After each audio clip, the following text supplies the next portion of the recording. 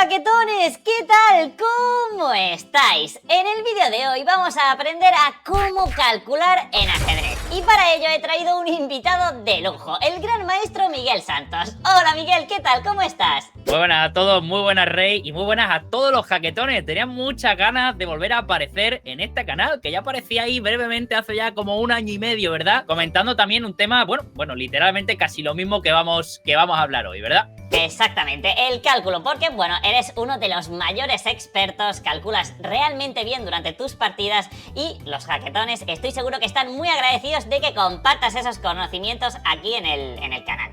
Bueno, justamente lo que estábamos comentando es que en el anterior vídeo les decías la diferencia entre la táctica y el cálculo y viene bien refrescarlo, así que si les puedes comentar un poquito esa diferencia para que la tengan en cuenta en sus partidas, creo que va a venir muy bien, Miguelito. Bueno, digamos que como táctica entendemos un poquito más esa capacidad que tenemos nosotros quizás de, ver motivos tácticos, tener ahí un golpe de vista rápido, de ver, un sacrificio por aquí, una clavada, una columna abierta que de repente te doy mate en la octava. Al final lo que tenemos que hacer con el cálculo es ser capaz de aplicar todas esas cosas que vemos de manera prácticamente instantánea y luego ser capaces de ver más allá, digamos, darle sentido a todo, porque es muy bonito cuando son jugadas, una jugada o dos, me como la dama en una, ahí no estás calculando nada.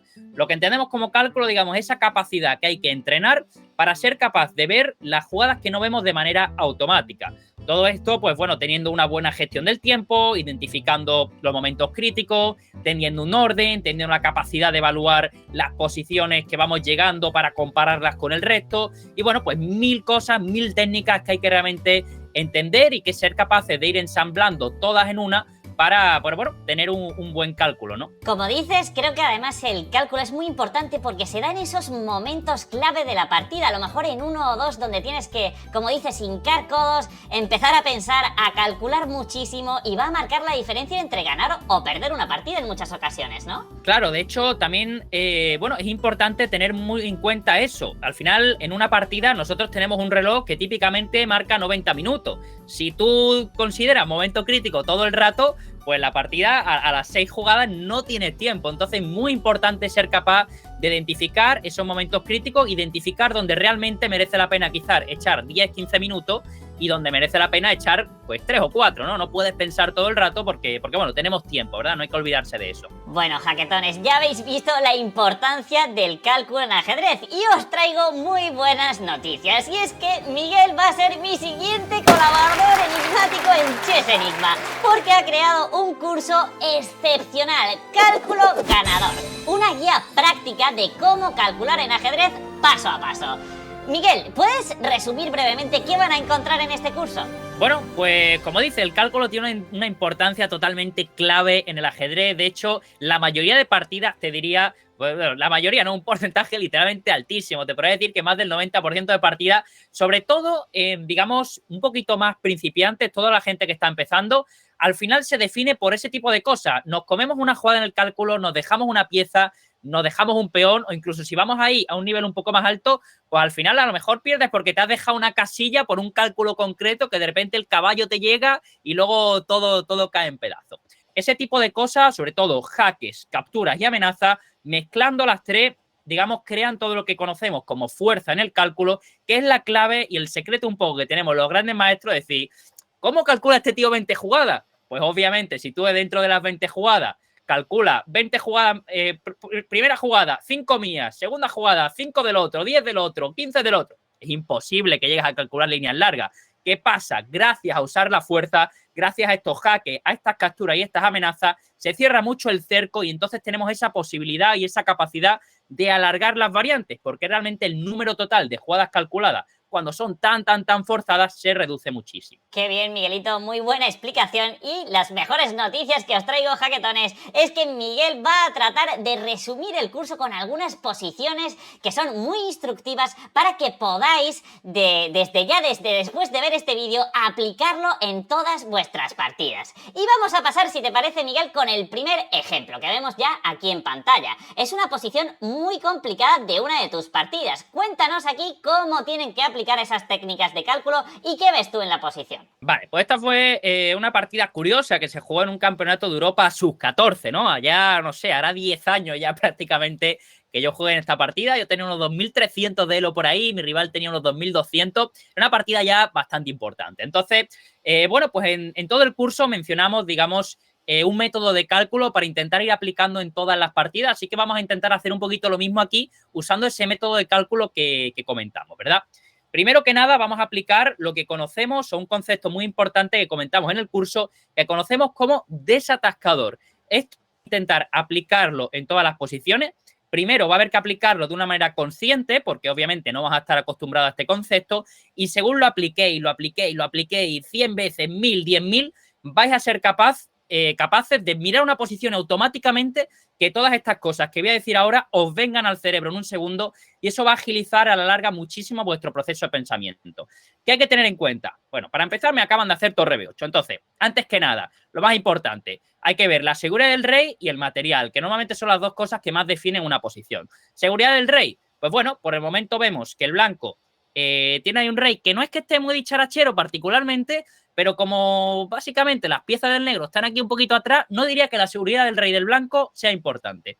Ahora vamos a ir con la seguridad del rey del negro y vemos un rey en el centro, una torre que apunta, una torre que apunta, una dama que quita casilla, un jaque por aquí y empezamos a darnos cuenta de una cosa. El rey está en lo que llamamos, para empezar, zona de muerte, esa zona en la cual cuando el rey se sitúa y no tiene ninguna casilla. Eso significa que cualquier jaque ahí dado con un poquito más de maldad, pues prácticamente va a ser mate, ¿no? Lo cual ya indica algún problema. Ahora pasaríamos al tema de las debilidades, ¿de acuerdo? Como somos nosotros los que estamos atacando, tampoco tendríamos que tener tan en cuenta las nuestras, pero vamos a comentarlas de todas maneras. Debilidades, posibles debilidades del blanco. Piezas sin defender. Peón de B2, cuya importancia realmente en la posición parece nula. Peón de G2, está atacado una vez, defendido solo por el rey, con lo cual yo ahí ya tengo que tener una alertita, por ejemplo, un alfil que venga y me apunte. No parece clave porque no somos nosotros los que nos estamos defendiendo, pero hay que tenerlo en la cabeza. Y peón de H2 está sin defender, pero de nuevo, no tiene relevancia la posición. Ahora vamos a comentar las debilidades del negro. Sobre todo, como está el rey, pues nos tendríamos que fijar en el rey. La dama está sin defender. La dama en sí no es una pieza que el hecho de que esté defendida o no importe mucho, porque es una pieza tan valiosa que casi siempre el mero hecho de que esté en el centro la convierte en una debilidad. Y luego estaría la tensión que tenemos aquí. Tenemos tensión en D7, tenemos tensión en C8, tenemos tensión con la dama que apunta, entonces todo nos indica que la clave de la posición está en esas casillas, en C8, en D7, en la dama y ese rey con pocas casillas, ¿verdad? Entonces, esto sería, digamos, Miguel, aplicar no el has empezado, perdón, Miguel, todavía no has empezado ni siquiera a calcular, es un método previo realmente a hincar los codos y empezar a ver todas las jugadas. Como has dicho en el desatascador, si he entendido correctamente, tenemos que valorar tanto seguridad del rey como piezas indefensas, debilidades y todo eso previo al cálculo en sí, ¿verdad? Claro, o sea, obviamente ahora lo estoy haciendo de una manera, explicándolo poco a poco. La clave al final es intentar hacer esto en segundo. Ver la posición y, digamos, sin ver mucho, decir rey, bueno, está más o menos bien. Rey del negro, está peor, debilidades, D7, C8, pum, pa, y me pongo a calcular. Obviamente, esto cuando más lo trabajéis, más rápido lo vais a hacer. Al hacer esto, antes de calcular, yo ya sé, por ejemplo, dónde tengo que enfocar mi jugada. Yo ya sé dónde tengo que enfocar todo lo que tengo que hacer en la posición. Sé que lo tengo que enfocar aquí, aquí y aquí. Esa es la clave. Por lo cual, digamos que es esta manera que te ayuda un poco a desatascar, digamos, cuando estás ahí un poco pillado y que te dé ya las ideas un poquito de manera más concreta, ¿verdad? Incluso, como dices, Miguel, ya has sacado también que el rey está en la zona de muerte, que un solo jaque puede decidir la partida en este caso, ¿no? Así que creo Exacto, que esto es muy clave, sí. Sobre todo cuando el rey está, porque si el rey está en una esquina ahí, que no tiene ni una pieza alrededor y está en la zona de muerte, no es tan grave. Pero cuando está en el centro, le estamos apuntando con 7 piezas y hay varios jaques, ahí la cosa ya empieza a sonarnos a cosillas ahí raras, está el ¿verdad? instinto totalmente. ¿Cómo procederías ya a iniciar el cálculo en esta posición Bueno, entonces? pues siguiendo lo que hemos aplicado, lo que hemos dicho primero, la fuerza, ¿verdad? Habría que empezar calculando siempre jaques, capturas y amenazas. Obviamente jaques que tengan sentido, no vamos a calcular dama y 8 jaques. También tampoco podemos hacer aquí candidatas al azar. Entonces, ¿qué jugadas calcularía yo? Pues a mí me llamará la atención torre por C8, porque es jaque como una pieza y elimino un defensor de D7. Torre por D7 la calcularía, pero me di cuenta que no funciona mucho. Calcularía alfil B6 y yo personalmente no calcularía mucho más. Como amenaza se me ocurriría calcular, por ejemplo, alfil E6, que creo que es una jugada que tiene sentido porque mete mucha más tensión en lo que serían esas casillas claves, esas casillas débiles en las cuales nos estamos intentando enfocar, ¿verdad?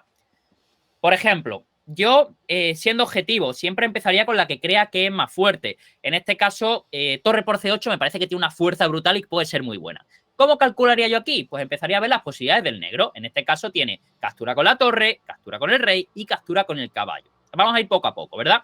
Torre por. ¿Que me come con el caballo? Dama por D7, mate, pumba, se acabó, línea menos, no tengo que calcular ya esa. Torre por. ¿Que me come con el rey? Pues de repente me di cuenta que mi dama, que es un poco la clave, puede acceder a la casilla de 8, el rey se va a tener que quitar, voy a entrar con la torre en D7, con lo cual yo ahí ya me huelo que está muy bien. Entonces, tras torre por, me doy prácticamente ya cuenta muy rápido de que la única posibilidad que tiene el negro es comer de torre, ¿verdad? Que ha dejado de defender la torre cuando ha capturado en C8, la casilla B6. Con lo cual decimos, vale, pumba, un jaque por aquí, alfil B6, torre por, uy, perdón, me ha escapado por ahí, torre por, alfil B6 jaque. Y me di cuenta de que tiene torre C7 y de que, bueno, dentro de que tiene buena pinta, no parece que yo pueda seguir aquí continuando con una fuerza brutal, ¿no? Con lo cual yo ya he aprendido varias cosas. Al final también una cosa importante en el cálculo es sacar conclusiones de todas las líneas. No tenemos que pensar, uy, torre por C8, he calculado, he fallado, no he perdido el tiempo. No, hemos llegado a una conclusión muy importante. Él no puede comer de rey. Si come de rey, mi dama está entrando. Si come de caballo, mi dama está entrando. Si come de torre, esa casilla B6 ha quedado débil. Entonces también aquí entra otro factor del cálculo también muy importante, que es el orden de variantes. Muchas veces tenemos las ideas correctas en la cabeza, pero simplemente por no aplicar el orden correcto, pues estas no terminan de funcionar, ¿verdad? Aquí el orden de los factores sí que altera totalmente el producto en muchas de las ocasiones. En este caso vamos a ir, bueno, como son varias posiciones y tampoco queremos hacer un vídeo aquí de 2 horas, vamos a ir un poco ya con la línea buena, ¿verdad? Vamos a empezar y vamos a decir, vale, yo me he dado cuenta que él tiene que comer de torre, que él no puede comer de rey y no puede comer de caballo. Entonces aquí es donde llamamos a una pieza que está sobrecargada. En este caso, la torre de B8 está haciendo 2 tareas, defender el alfil de C8 y defender el jaque en B6, ¿verdad? Entonces hemos visto que si como, bueno, luego el tío se cubre en C7. ¿Y si empiezo con el jaque primero? Porque aquí no se puede cubrir nadie. Entonces yo empiezo aquí, digo, vale, alfil B6 jaque. Me tiene que comer de torre, jugada totalmente única, jugada forzada. Esto es lo que llamamos fuerza en el cálculo. Te di un jaque, en este caso no tienes más que comer. Te di otro jaque en C8, vamos a ir moviendo un poco. ¿Que me comes de caballo? Dama por D7 sería mate, con lo cual tiene que comer de rey. Vamos a ir a esa posición. Jaque, desvío la torre de la casilla, bueno, de poder recapturar. Me come. Como aquí, porque gracias a que he aprendido de la línea de antes, ya sé que él no puede comer de torre. ¿Que me come de caballo? Pumba, se acabó. ¿Que me come de rey? Ya había aprendido de antes que mi dama puede entrar en E8. Doy un jaque, el rey realmente da igual donde vaya porque tras torre por D7 tendrá que ir a C6. Me lo como, saca el rey y aquí entraría lo que llamamos jaque a la descubierta. Cuando vas a dar un jaque a la descubierta, típicamente tienes que buscar con la pieza que mueves la pieza de mayor valor de nuestro oponente. Por ejemplo, torre de 4 tendría sentido para comerse la dama, pero bueno, si de paso la puedes hacer comiéndote un caballo por en medio, pues te lo comes y te comes la dama. Como veis, desde la posición inicial, el cálculo realmente era muy lineal. Aquí era una jugada única, aquí había 2, pero una de ellas era mate en una, aquí había 2, pero todas transponían, y aquí había una. Con lo cual, a pesar de que realmente hemos calculado pues prácticamente 10 jugadas en adelante, si sumamos las jugadas del blanco y las jugadas del negro, nos damos cuenta de que gracias a aplicar la fuerza, el número total de jugadas que hemos tenido que calcular realmente no es tan amplio. Imaginaos que yo aquí, por ejemplo, solo para ver un poco el concepto de la fuerza, yo hago aquí esta. ¿Cuántas jugadas puede hacer aquí el negro? Pues igual puede hacer 1, 2, 3, 4, 5. Igual solo por hacer una jugada que no aplique la fuerza, ya tengo que calcular el número total igual de jugadas que he calculado aplicándola, para que veáis la importancia que tiene ser capaz de dominar este concepto, ver líneas largas sin tener que calcular realmente tanta cantidad de movimientos. Me gusta mucho el ejemplo, Miguel, porque sé que hay muchos jaquetones que seguramente vean la posición y digan qué complicado es el cálculo, es realmente difícil, pero una vez ya con la explicación y siendo ordenados en el cálculo, ven que realmente son capaces de calcular esta línea sin ninguna duda, porque realmente, como dices, después es muy lineal, aunque sean 5, 6, 7 jugadas en adelanto, realmente cuando ya se da uno cuenta que es muy forzado, forzado, porque los jaques hace que sea tan forzado Claro. de que no le limita muchísimo las opciones, es mucho más sencillo. Pero hay que tener ese método de cálculo para poder llevarlo a cabo. Gran ejemplo, si te parece, pasamos al segundo ejemplo, el de las amenazas. Cuéntanos esta posición, bueno, de dónde viene y también cómo podemos proseguir aquí con blancas. Perfecto. Esto ha sido, bueno, una variante de la Caro-Kann, en concreto la 2 caballos, en la cual el negro, perdón, ha decidido jugar de la misma manera que en esta línea no está recomendado. Entonces, lo que quiero deciros con este ejemplo son dos cosas. Para empezar, no necesariamente siempre tenemos que usar el cálculo para ganar material, para dar mate, para ganar una pieza. Muchas veces simplemente podemos usar el cálculo para conseguir posiciones muy ventajosas en la apertura, ganar esos tiempos y ese tipo de cosas. El cálculo tiene muchas aplicaciones a lo largo de la partida. Y también os quería enseñar la fuerza de las amenazas, porque es como que es muy evidente que un jaque, como que es muy evidente que una captura fuerza mucho al rival, pero vais a ver como una amenaza también fuerza una auténtica barbaridad. En este caso vamos a intentar aplicar primero, pues bueno, como siempre, el desatascador, ¿verdad? Y vemos que realmente pues los dos reyes están bastante bien. Vemos ahora un poquito lo que sería el material y nos damos cuenta de que estamos igual. Así que por ahí, pues no nos salta ninguna alarma. Si nos fijamos en el desarrollo, ya decimos, bueno, tengo dos fuera, él tiene una y encima me toca, lo cual ya me empieza a gustar un poquito más. Entonces vamos a empezar a buscar amenazas y buscar un juego un poquito más concreto para intentar aprovechar esa ventaja de desarrollo que tenemos. Porque si aquí hacemos una jugada como D4, por ejemplo, que sería una jugada pues perfectamente correcta, perfectamente normal, ganamos un poquito de espacio, buscamos el desarrollo, quizás estamos un poquito mejor, pero no es la idea. Vamos a buscar jugadas de amenaza. En este caso, si bien no hay debilidades, hay un concepto que también quería compartir con vosotros en esta posición. Las piezas que tienen pocas casillas, las piezas que tienen poca movilidad, tienden a ser débiles. Esto es muy sencillo de entender. Si tú estás en una silla maniatado y te apuntan con un arco, si no te puedes mover, molesto, ¿verdad? Pues lo mismo le pasa a ese alfil de G6, que está ahí maniatado a G6, no tiene dónde ir. Entonces nosotros vamos a ir ahora con el arco y la flecha con la jugada H4. Jugada que de momento no he cargado la flecha, pero ya ves que te la estoy cargando en la siguiente jugada, ¿verdad? H4 rápidamente amenaza la jugada H5, lo cual automáticamente cierra muchísimo el cerco de las negras. Las negras no pueden hacer cualquier jugada, tienen que hacer una jugada que bien evite H5 o que directamente le dé una casilla a ese alfil, porque cualquier otra jugada me está dando mi alfil, lo cual de nuevo aplica la fuerza, que es un poco lo que queríamos ver. Entonces, H4, ¿qué posibilidades tiene el negro? Porque amenaza H5, pues no muchas. Puede o mover el peón de F o mover el peón de H. Mover el peón de F no estaría muy recomendado, F5 crearía debilidades muy graves, F6 le quitaría la casilla al caballo, con lo cual el desarrollo se vería un poco afectado. Lo cual, las de F las descartamos. Vamos con las de H. H4, ¿dónde mueve el peón? El de H7. Pues si va H5 lo mismo, se crea ahí un poquito de debilidades, sobre todo el peón de H5 quedaría débil a largo plazo. Entonces, como que H6 ya es prácticamente única, vamos a ir hacia allá, pumba, pumba. Gracias a la amenaza, no me he dado cuenta que esta jugada es única. Esto obviamente, a pesar de que yo esté moviendo, lo suyo sería intentar calcular desde el inicio, ¿verdad? Entonces, H6, ¿qué ha debilitado? La casilla de G6. Cualquier jugada, cualquier movimiento de peón, pues bueno, controla unas casillas nuevas, deja de controlar otras. Ahora entraría la jugada, por ejemplo, caballo E5, con otra amenaza, comen en G6, que ahora que tiene que comer de F es una amenaza mucho más grave, comiendo de H no crea tantas debilidades. Entonces, caballo E5, prácticamente única, alfil H7, de nuevo, jugada, empieza a controlar unas nuevas casillas, deja de controlar otra. Alfil H7 deja de controlar F7. Entonces digo, caballo E5, alfil H7. ¿Cómo atacó este? Pues bueno, con el ataque, con el mate pastor de toda la vida. Puedo decir alfil C4, puedo decir dama F3, puedo decir dama H5. Ahí es donde entraría también el cálculo y las jugadas candidatas. Vamos a ir moviéndonos un poquito para hacerlo más sencillo.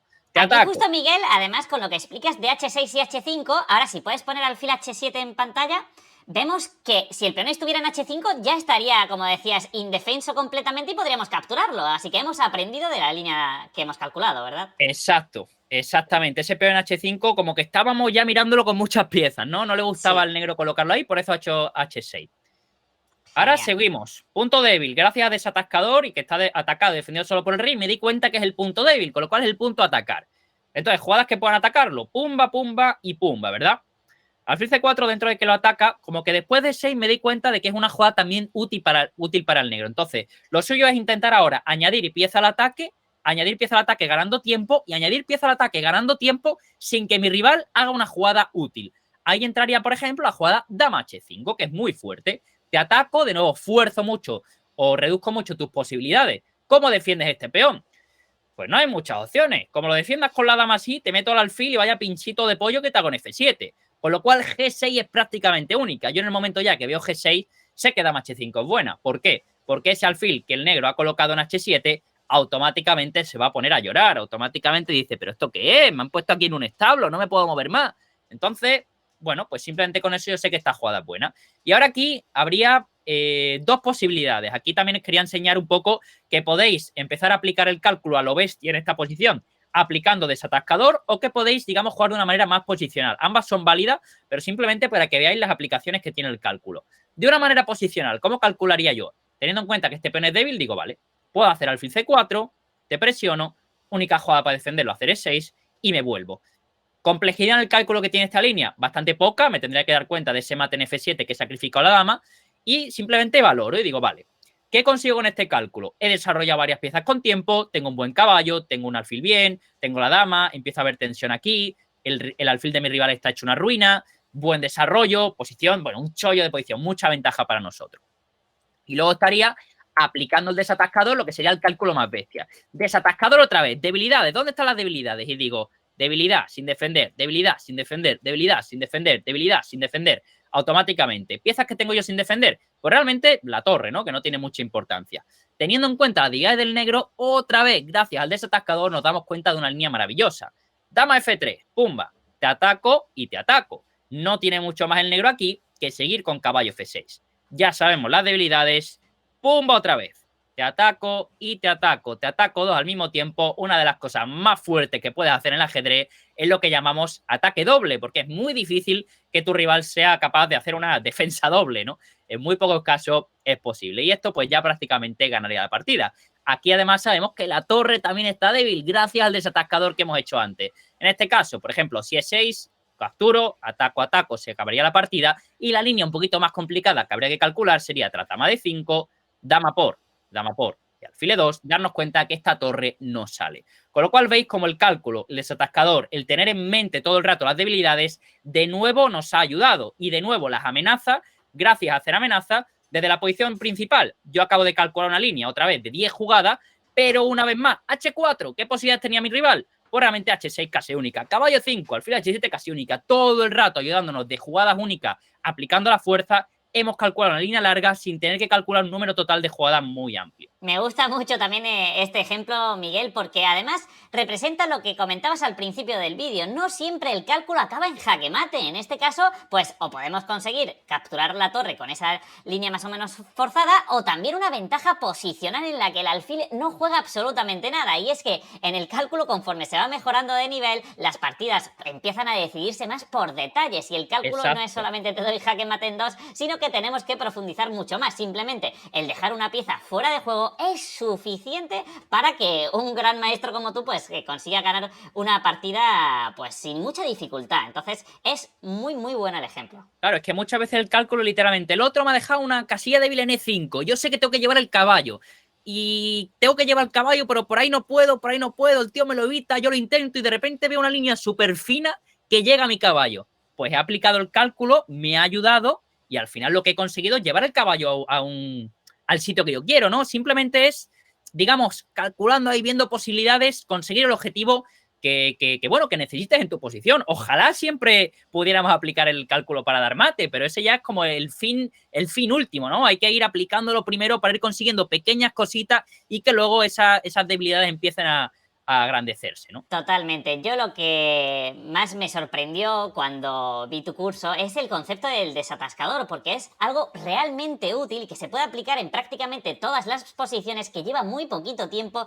y que realmente puede marcar la diferencia entre encontrar las jugadas o no. Y ahí, jaquetones, tengo otra vez buenas noticias, y es que Miguel ha realizado una clase de prueba gratuita en el que podréis aprender el concepto del desatascador con mucho más detalle y con algunos ejercicios en los que lo podéis poner en práctica. Por lo tanto, jaquetones, no sé si aquí o allí o abajo, en la descripción también tendréis en todos sitios un enlace para realizar la clase de prueba gratuita. Realmente os lo recomiendo muchísimo porque solamente con esa clase vais a conseguir mejorar vuestro cálculo en las partidas. Es muy, muy, muy útil.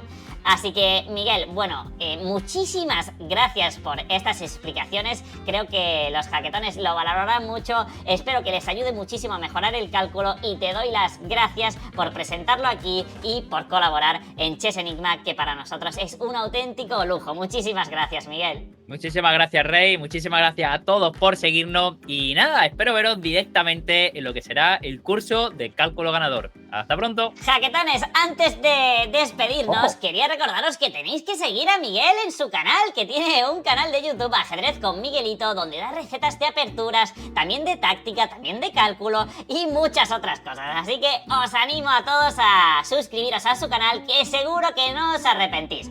Y próximamente seguro que lo tenéis nuevamente aquí en el canal. Y yo seguramente también en el canal de Miguelito. Así que muchísimas gracias de nuevo, Miguelito, y un saludo a todos los jaquetones. ¡Adiós!